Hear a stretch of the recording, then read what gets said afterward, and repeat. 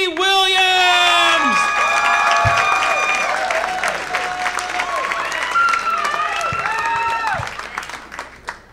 Okay, so I'm pretty nervous right now, but my dad told me not to be nervous, and he paid for this class. So shout out to you, Dad.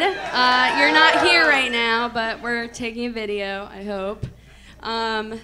Anyway, so my brand aesthetic is kind of like My Little Pony, but up in the club. You know, like that's what I go for. It's a little bit like if Rainbow Dash could twerk and rap.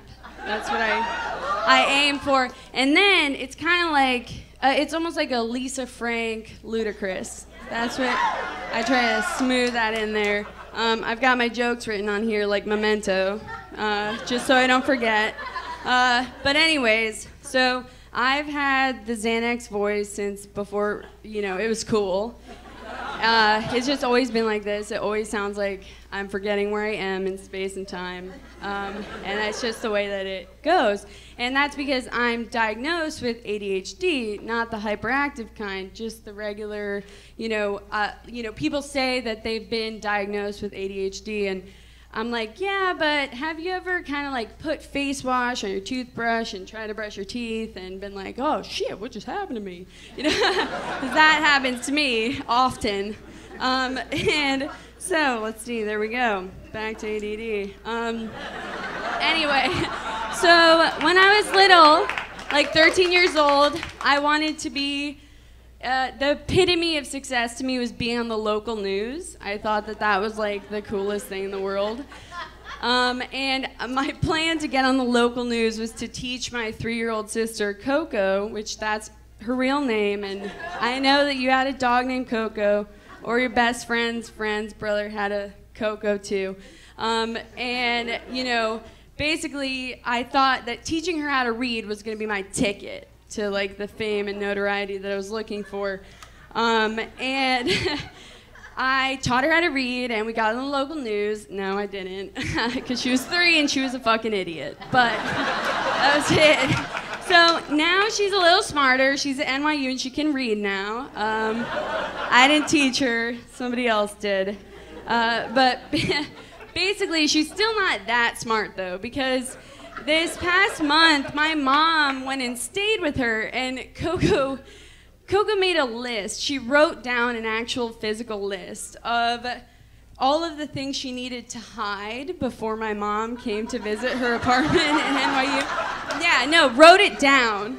And on this list, it was like 1, it was numbered. It's like 1, fake IDs, 2, beer, 3, empty bottle of Malibu rum in the fridge. You know, like she's 19 and she's like, that's a great idea. And of course she just left it in some notebook somewhere. My mom like finds the notebook right away, because my mom will find anything you've ever done wrong or that you're ever ashamed of, and she'll remember it forever. And you can't hide it. You can't pretend it didn't happen. And Coco just made a list for her to read. And my boyfriend was like, that's kind of like making a list of every lie you've ever told, you know? And then it's almost like accidentally posting it on Facebook, you know, for everybody to see, like any white lie or any reason I've ever been late, which is many times. I've lied about that many times. I'm admitting it now, you know, in solidarity with Coco. But let's see, next on the list. Okay. So, I don't know if you guys are familiar with Ben Franklin, but he's like a founding father, and he does like amendment stuff and like Declaration of Independence stuff and kind of that kind of stuff. And so you guys probably don't know this about Ben, but when I don't know what age he was, he's timeless to me, but he basically, he made he thought that it was so cool. He's like, oh yeah, people think it's amazing when people are hard workers. Like, they think that's so cool and dope. And so he would actually go out in his front yard and needlessly plow his field, like with his horse, like so the people going to and from town, because that's all they did then, is go to and from town. I don't know why town is always somewhere so different than their house in every story. And he literally goes to and from town, and he would just plow in front of his house. Like, he's like, I'm fucking cool. And everybody was like, wow, Ben Franklin's crushing it.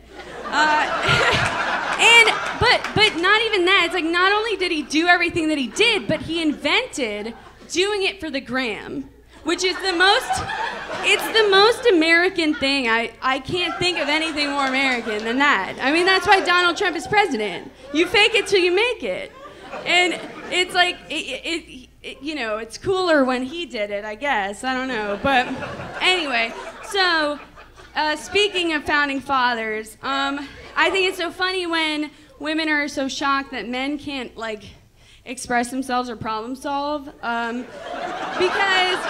no, they're like, I don't know why they can't understand these, like, emotional issues. When I'm like, literally 100 years ago, they were like, here's how we're going to solve an issue. We're just going to we're going to make an appointment to meet.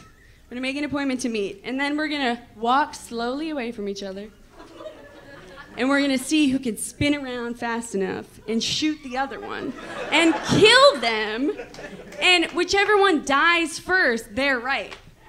And they're like, they're right. That's it. That's the way to do it.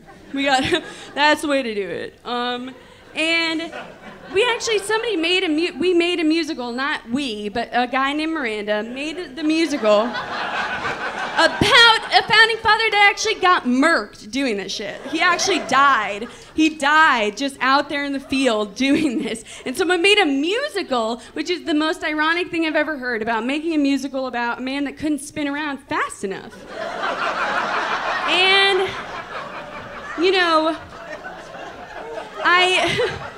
so I'm going to go a little bit rogue on this one. But, so, when everybody always says, they're like, good story, tell it again. They love that joke. And they're like, that was a really good story. And I have ADD, like you guys know, and I've had many people be like, good story, tell it again. And I'm like, it was good. But they're like, good story, tell it again. But you know who always actually means that? My dogs. I can tell a story, it can be like, sit and lay down, and they're like, great story, Mom. They're like, Mom, that was the best story you ever fucking told. And that's it, that's my set. I don't even know what's happening.